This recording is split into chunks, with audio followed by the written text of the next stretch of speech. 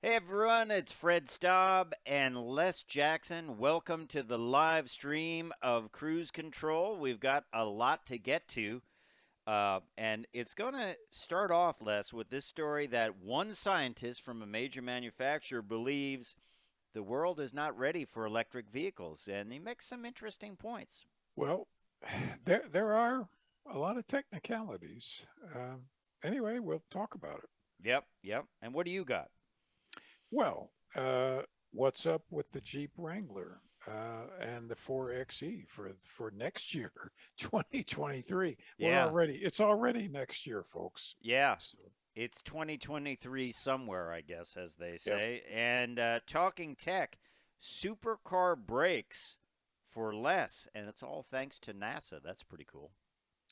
yeah. And guess what, Fred? The last BMW V12 has been built.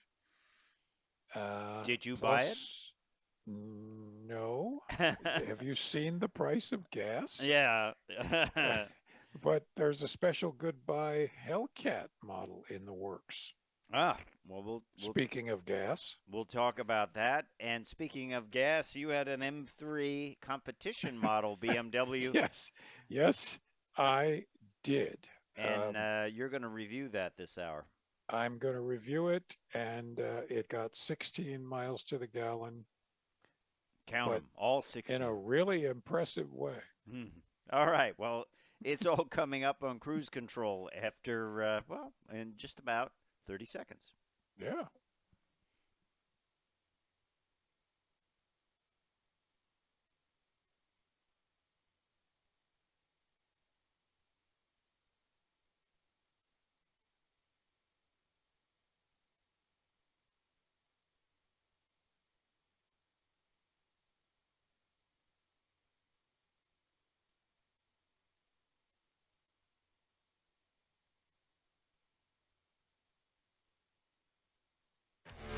This is Cruise Control, your on-air automotive magazine with co-hosts Fred Staub and Les Jackson. Everything you need to know about new and used cars. Industry news. We'll fix or repair your car on the air. Fasten your seatbelts and let us take the wheel. Now, your ride is about to begin because you're on Cruise Control. Cruise Control. Cruise Control.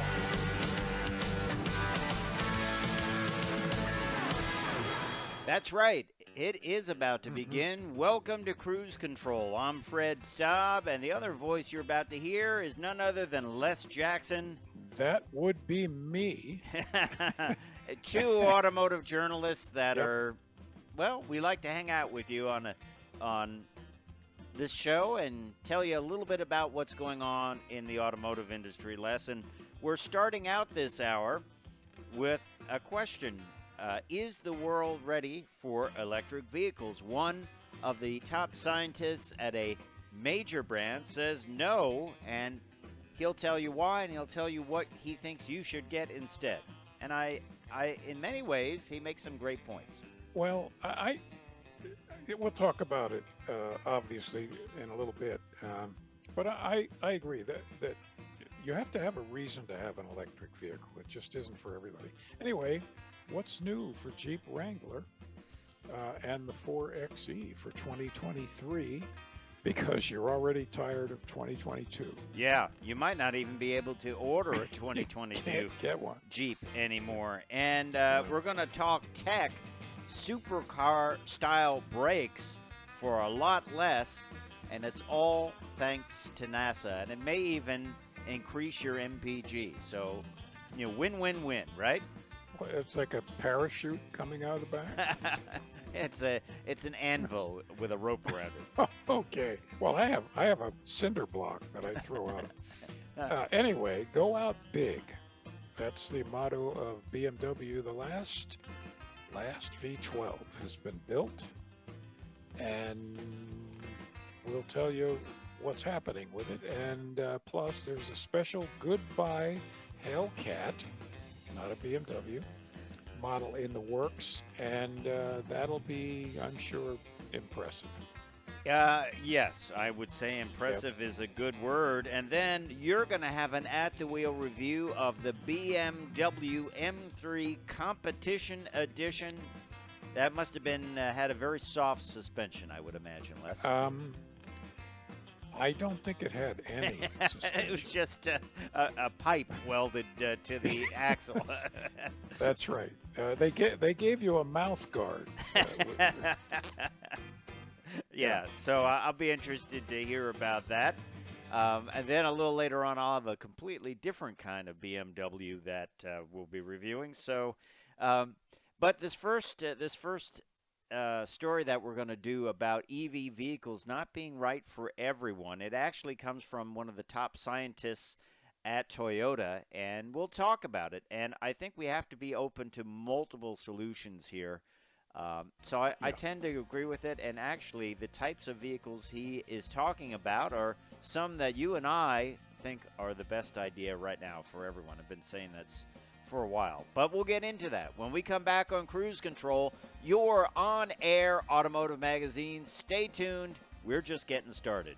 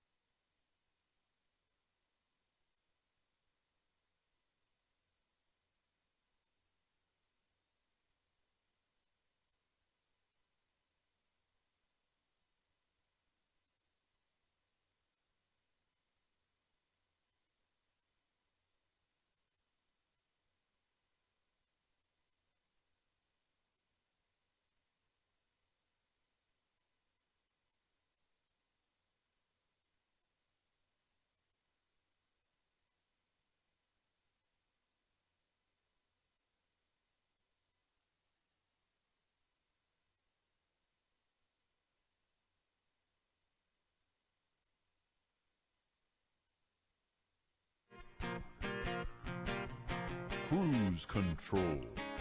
Hey, welcome back to Cruise Control. This is your on-air automotive magazine. You know us. I'm Les. He's Fred. And as we promised, our top story here is there's an official at a car company which shall remain Toyota, chief scientist, saying, frankly, that a lot of people aren't ready for electric vehicles. And that's kind of going against all the hype and stuff you're hearing constantly about go electric, which is We're not against that. No. It's just it has to fit your lifestyle. Right. And I personally don't think a pure electric, especially as your only car, fits many lifestyles.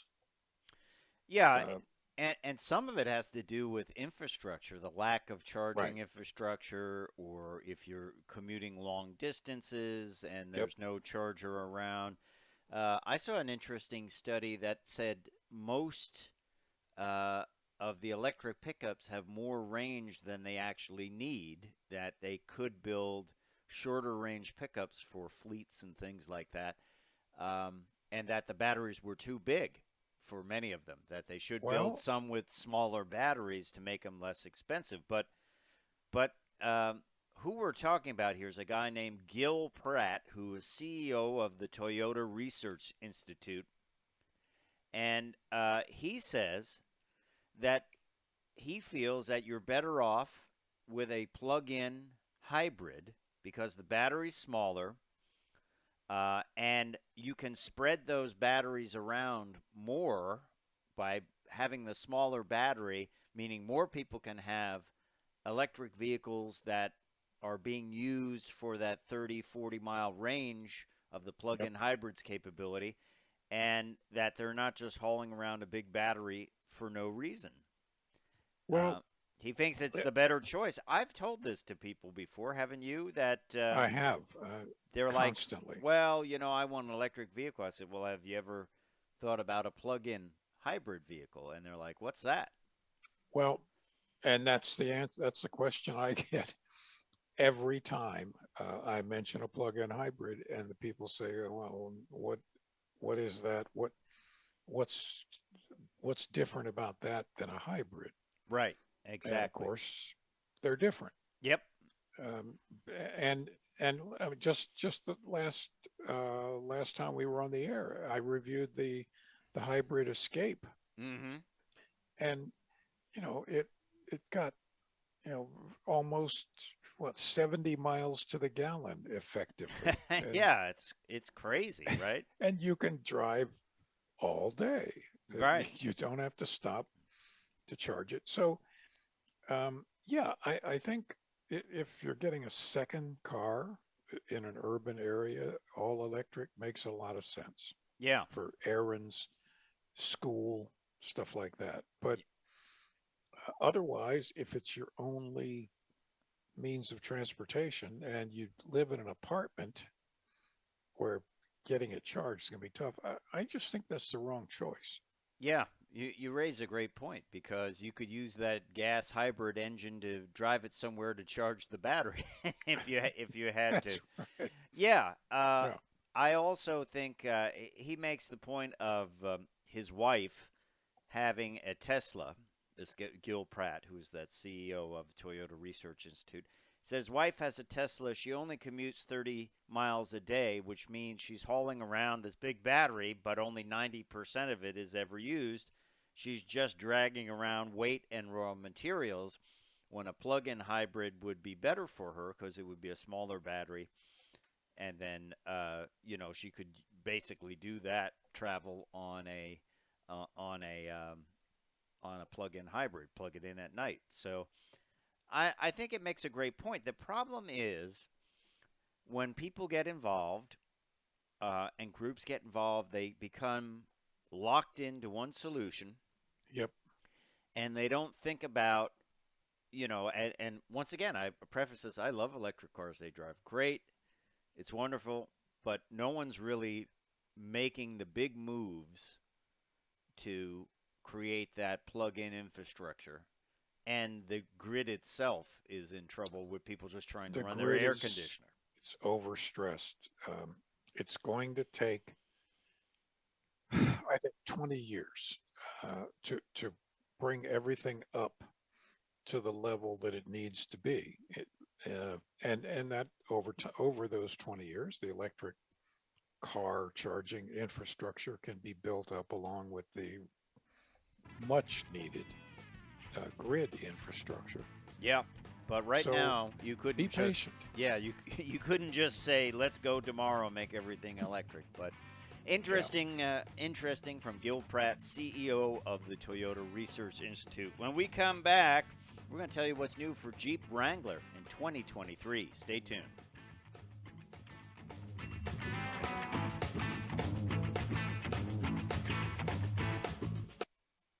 Of course.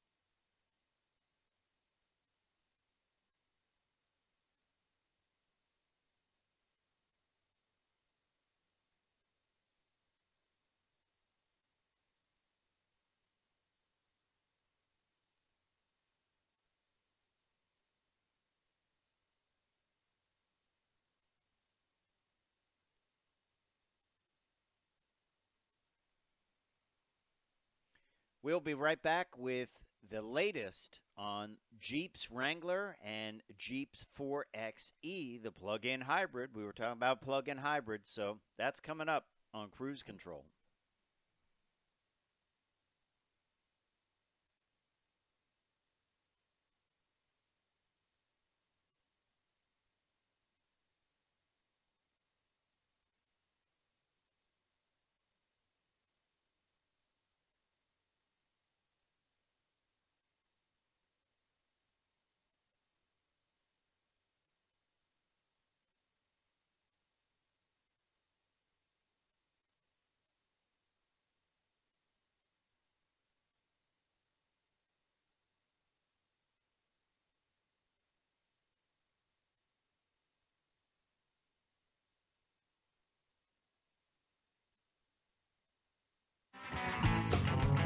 Cruise Control. And welcome back to Cruise Control, your on-air automotive magazine. Fred Staub and Les Jackson right here with you. Let's talk Jeeps, shall we, Les? Yes. Something I've and Jeeps are cool, let's face it. They have incredible loyalty, but something has occurred to me, Fred, that Okay. if I were an automotive designer, Uh-huh. and I wanted a cushy job where I didn't have to work much, I'd be a designer for Jeep or for Porsche. They keep them looking the same. Nothing changes over decades. Yeah, but I mean, they don't want people that buy them don't want them to change. Oh, I know, of course. They don't want them to look. Yeah, I mean, you're when you buy a Jeep, you're buying Jeepness. Yeah. Everything about it. And if you do like something a little bit different, you can always get like a Compass or something like Right, that. That right. they have some Cherokee offerings that are a little bit different. But yes, the basic premise of the Jeep stays the same. But let's talk a little bit about what's new for 2023 with the Wrangler, Jeep Wrangler. They have a Wrangler Freedom Edition. Military-themed exterior and interior design cues, such as a Oscar Mike badge on the rear swing gate. Do you know what a Oscar Mike badge is? Well, You're OM. for what? What does that mean? Oscar Mike. I'm trying to remember. So I wasn't Army. No. American flag decal, steel front bumper, and rock rails. I like the steel front bumper. That comes on the Rubicon. I think I would like that on a Jeep. That's a good option. This just in. Oscar Mike means on the move. Oh, well, that's cool. So that would have been the tank commanders and the infantry, and we didn't have that stuff. You had to keep moving. You had to keep moving, otherwise your plane would go in the water. Yeah.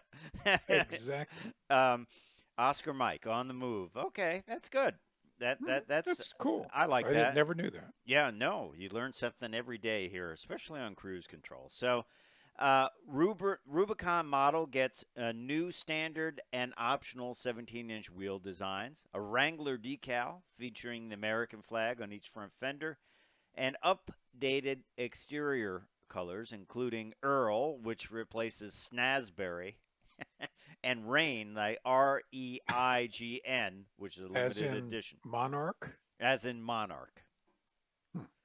And you have to admit, the Wrangler comes with more engines than most vehicles these days. You can get a standard 3.6-liter Pentastar V6, 285 horsepower. You can get the mild hybrid Pentastar V6. You can get the 2-liter turbocharged inline 4-cylinder that delivers 270 horsepower, which is not bad, really, in that vehicle. You can get the plug-in hybrid Wrangler 4xe, and you can also get on 4-door models, a 3-liter V6 Eco Diesel with 260 horsepower. Boy, that's like a lot of choices, days, right? It's like the old days when you bought a Chevrolet, and you had like 6 engines to choose from. Oh, and I forgot, you can also get the Rubicon 392 with a 6.4-liter V8 Hemi. Yeah. Rated at 470 horsepower. I have not driven that. I know that's a common swap that people were doing, but I haven't driven it. I've driven virtually all the other engine combinations of the Wrangler, but I have not. if you get one to test, don't tell me. You'll get upset. I don't want to ride with you in a short wheelbase, very high power short car. Wheelbase truck, windy, high power, unstable, very, very harsh riding. I'll just stay here at air conditioning and watch TV. Thank you. I do love Jeeps, though. When you ride in them, they definitely have, as you say, Jeepness about them. They do. Which is There's fun. nothing like it. Yeah, it definitely is fun. You get in there, you close the door up, you sit in that dash, and you see that upright windshield. You definitely get a feeling for it. So for 2023, there are 5 Wranglers available, 5 models: Sport, Sport S, Sahara in 4-door only, Rubicon 392 in 4-door only, and then, of course, the 4xe. And what's new with the 4xe? Well, same thing, updated colors, new badging, and I think that's about it for that year. There's some new interior colors. But, hey, I'm sure they will have a big year for sales, as they always do. Oh, sure. Yeah. And you're they gonna actually get yours in Sarge green. Sarge green. I want the Oscar Mike badge. On the move, baby. Oh, sure.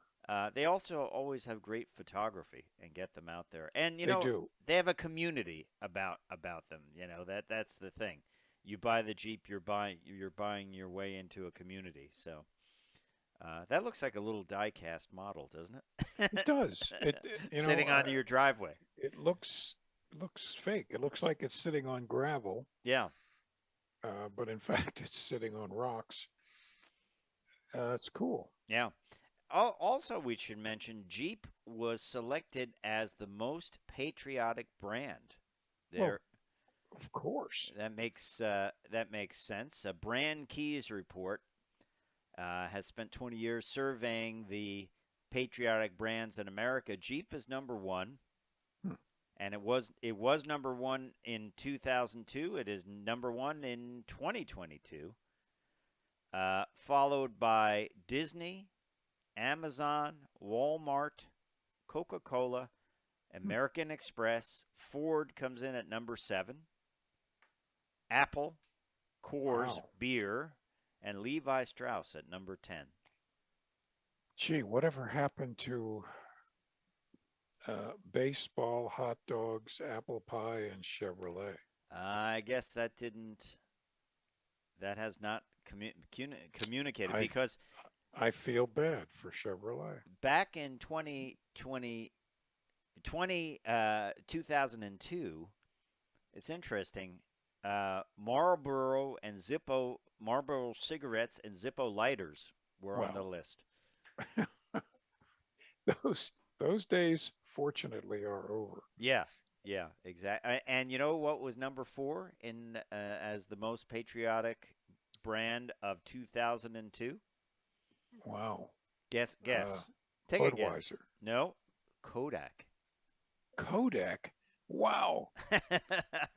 So I'll bet most people don't even know what Kodak yeah, is anymore. they came in and they put a lot of money into digital cameras, which was great, but they kind of dropped the ball on it. Yep. And it's Yep. I don't know what they make anymore these days, if they Well, make anything. basically, the only reason they stayed in the film business as long as they did was to supply film for the Blackbird. Oh wow, But yeah, but when the the Blackbird Blackbird spy was plane. finally grounded, and by the way, that film was some kind of expensive. I bet. Yeah, you don't want to figure out that you inadvertently exposed a couple of reels of that by leaving the camera open. Yeah. So that was I'm sure hundreds of thousands per roll. wow, wow.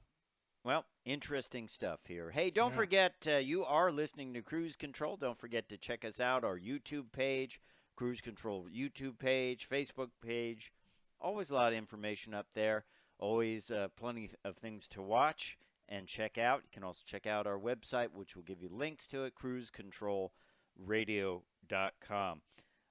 Yeah, most patriotic brands. I thought that was kind of interesting. Cool. Yeah, and no surprise, Jeep is on that list. When we come back, we're going to talk tech. We're going to talk tech about getting supercar level braking for a lot less money, thanks to the folks at NASA. So stay tuned to Cruise Control.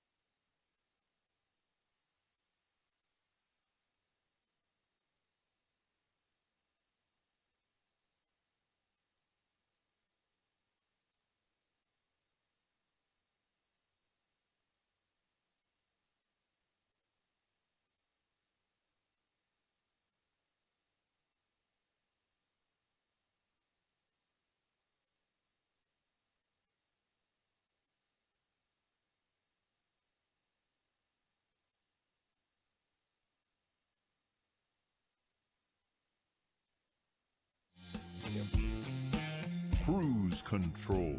Welcome back to Cruise Control. Well, time for talking tech, and this one's fun because we're visiting NASA, Yeah. and that's always fun.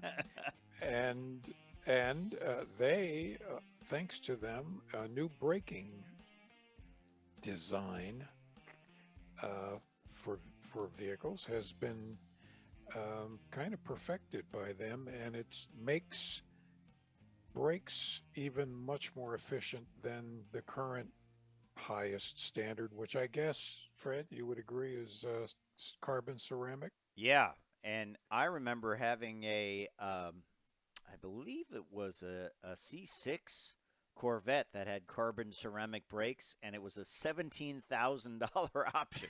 And I was like, Yeah. well, braking is nice, but I mean, that's a I'd get price. another car for that. You could get a Nissan Versa for that.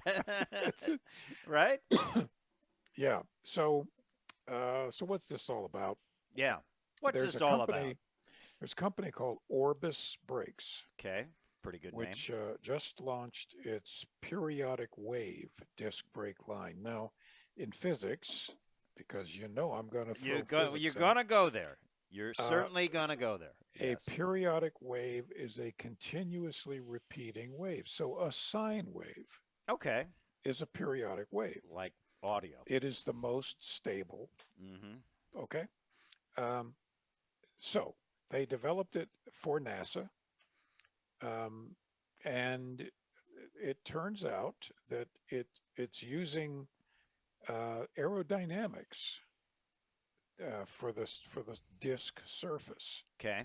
which is interesting. I'd have to see this to really kind of parse out how they're doing this. Now, they're using it to slow it down or to cool it down?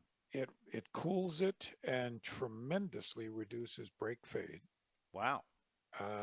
And fuel efficiency, it goes up. Okay. Vehicle range goes up. This is for electric, of course.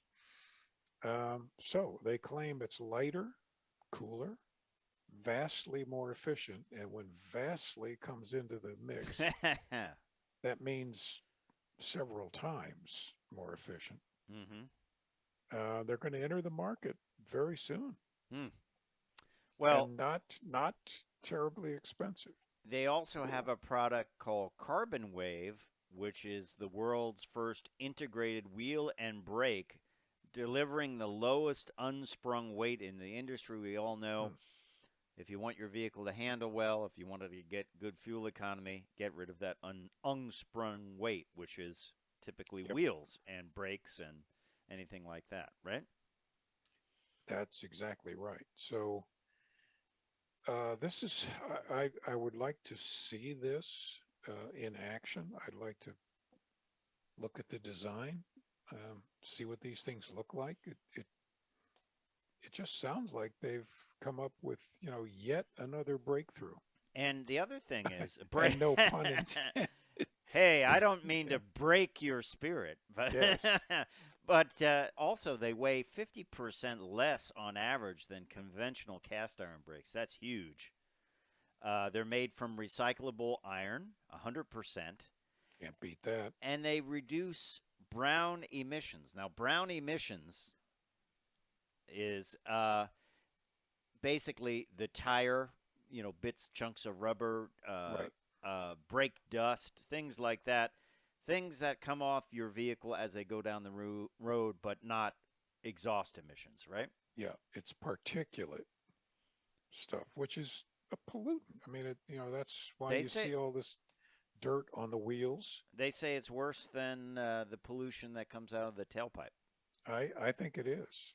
You're breathing this stuff. And let's face it, electric cars still have tires and brakes, don't they? I sure hope so. Okay.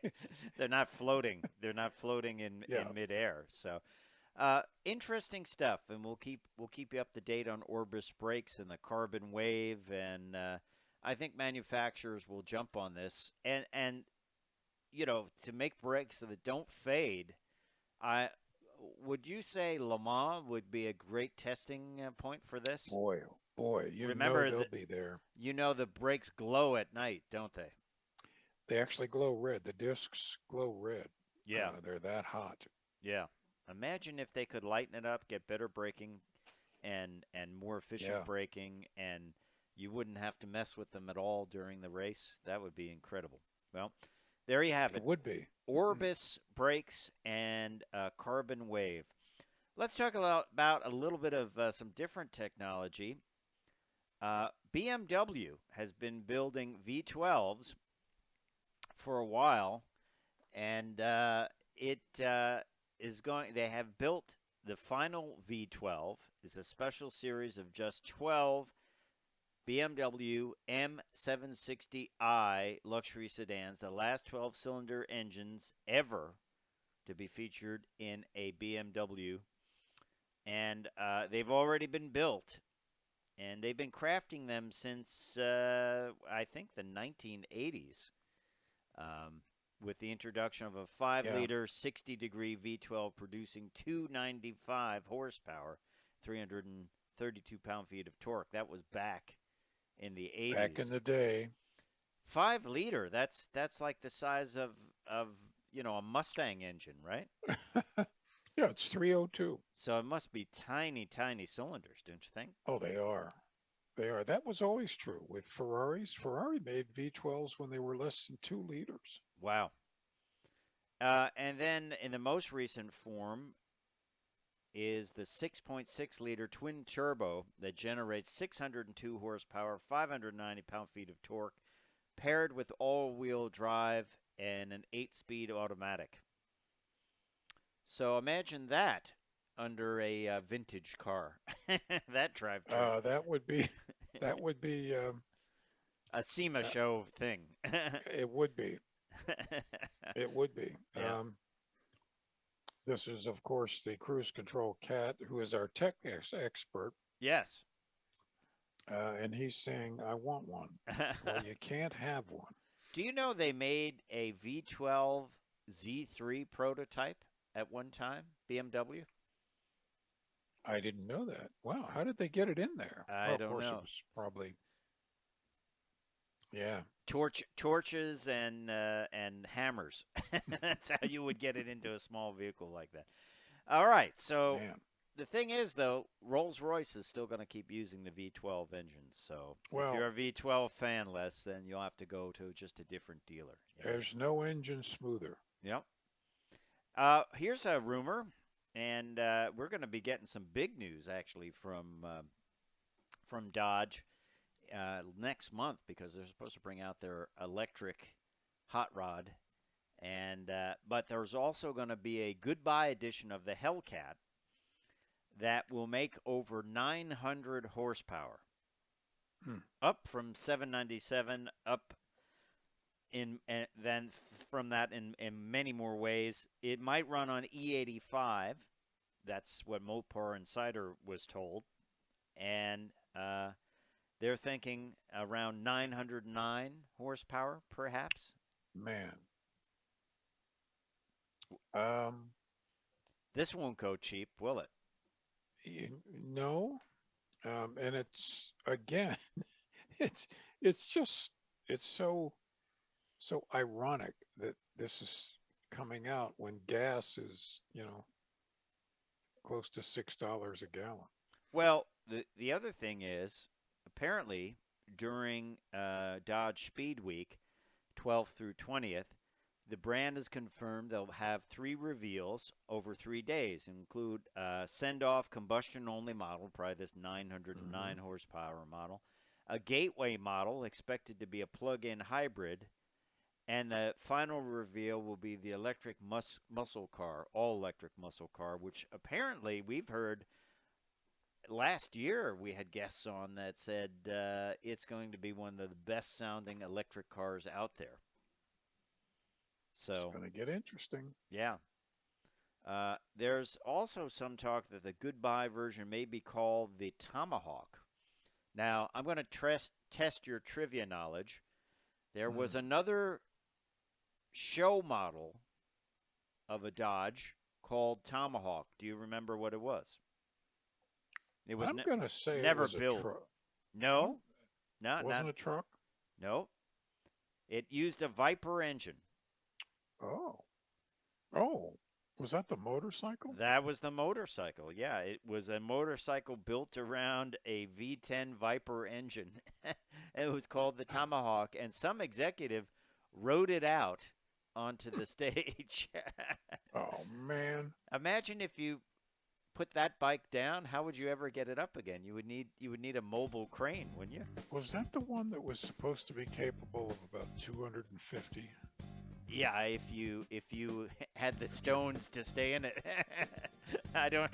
No thanks. No thanks. I'll stick to something with four wheels. But hey, when we come back, Les has got an at-the-wheel review of the BMW M3 competition model. It doesn't have a V12, but it has a straight six, and he'll check it out.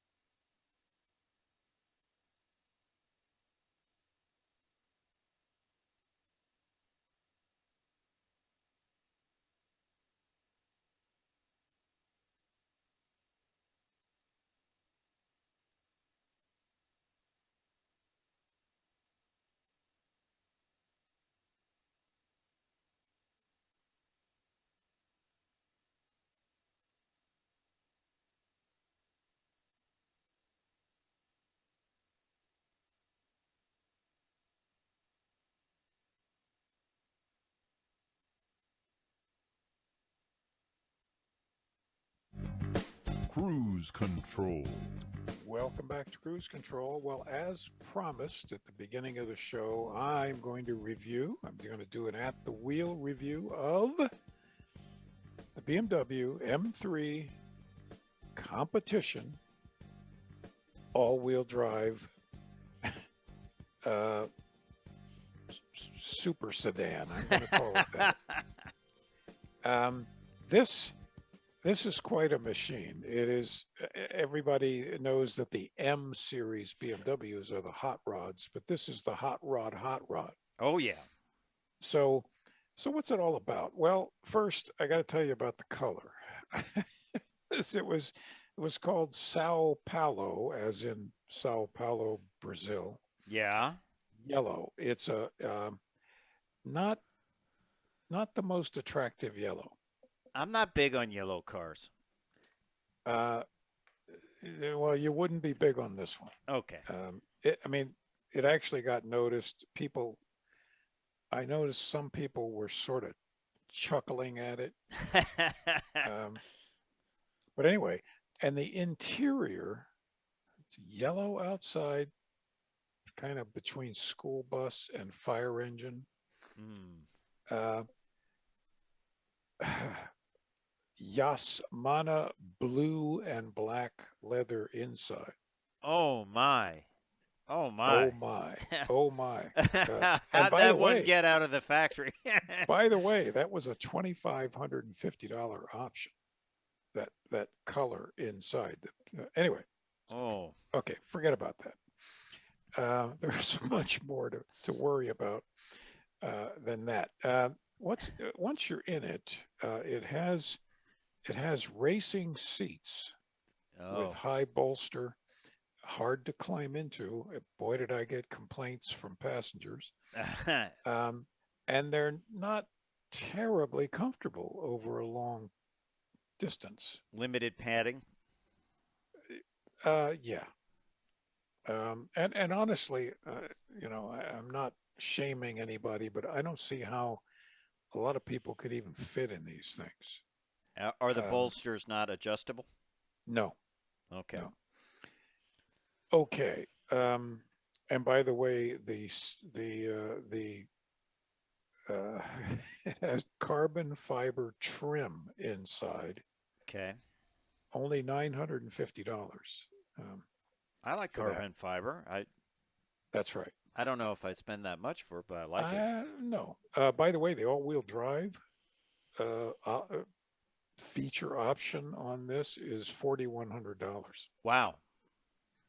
Okay, so what's it like? Well, you start it up, and to be perfectly honest, once you're sitting there, it's comfortable. Mm-hmm.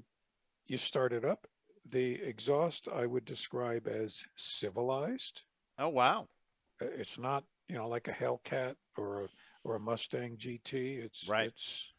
It's civilized. Until you get to full rev, mm-hmm. at which time it becomes a psychopath. but during that transition, mm-hmm. from 0 to 60 miles an hour, mm-hmm. that psychopath is taking you there in 3 seconds. Oh my. 0 to 150 is 18.3 seconds. Wow. Of course, on a controlled course, closed course, safety. Do not try. I like that little I've disclaimer. Heard. Yeah. I'm not saying anything more than that. Okay. Now, what's doing this? It's 503 horsepower. It's a straight six. Oh yeah. 3 liter. Venerable. Venerable. Twin turbo. Mm-hmm. 503 horsepower, 479 pound feet. 8-speed automatic. Paddle shifted. That has. It's like an old torque flight. It's got that stiff shift. It's shifting. Bang shift. Not quite, but it's there. Okay. And of course, you can shift manually and all that. Paddles. It's got floppy paddles. Oh, you got lots of floppy paddles. Okay. And by the way, the 12.3-inch dash instrument screen has different views. So the M view is a shift indicator and actually a nicer tack than the tack. Okay. I don't quite get that, but who cares? By the way, 11.1 seconds for the quarter mile. Wow. That's pretty impressive. That's very impressive. Yeah. It's a machine. It's a real machine. Now, if you're going fast and you want to slow down, which I had to do several times because I was practicing selective disregard of the speed limit. Okay. 70 miles an hour to 0 takes 150 feet. Wow. Which is just 9 times its own car length. Throwing out the anchor. It's like opening up the parachute on a drag strip. Yeah, and basically your eyeballs arrive about a half a second later. So I don't recommend doing that. Mm-hmm. But if you do it, do it more gently. These are carbon ceramic brakes. We're talking about those during this past hour. Now, the reason it does this is because it's got an enormous amount of rubber under it. Wow. Front wheels, 19-inch wheels, 275 35 series. Wow. Rear wheels, 285 30 series, 20-inch wheels. I'm sorry, the front was 35 series. So you're looking at 130 square inches of rubber on the ground at any moment, total patch. And each one is driving. And each one is driving and braking. Okay. So how does it handle? It handles. It's really sticky on the pavement, dry pavement. I was talking with a friend of mine. And he said, "Well, does it handle better than this and that?" I said, "Yeah, oh yeah." And it occurred to me, it actually feels like you're driving a dragonfly. Okay. You know how dragonflies just kind of zip around, go everywhere. That's what this does, and of course, it's making you dizzy the whole time. But it's a heck of a machine to drive. Fully instrumented, all of the safety stuff, everything you can possibly imagine. I'm going to tell you the price in a little bit. We're almost out of time. You better. It's a big price. By the way, it averaged for me just a shade over 16 mpg. Oh my! It claims 22 on the road, maybe.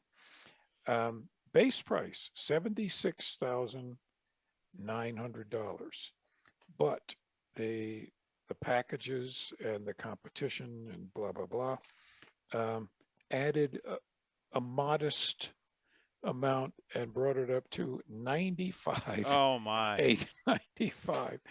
Oh my! But boy, is it a scream to drive. Is it too wild for everyday use? Yeah.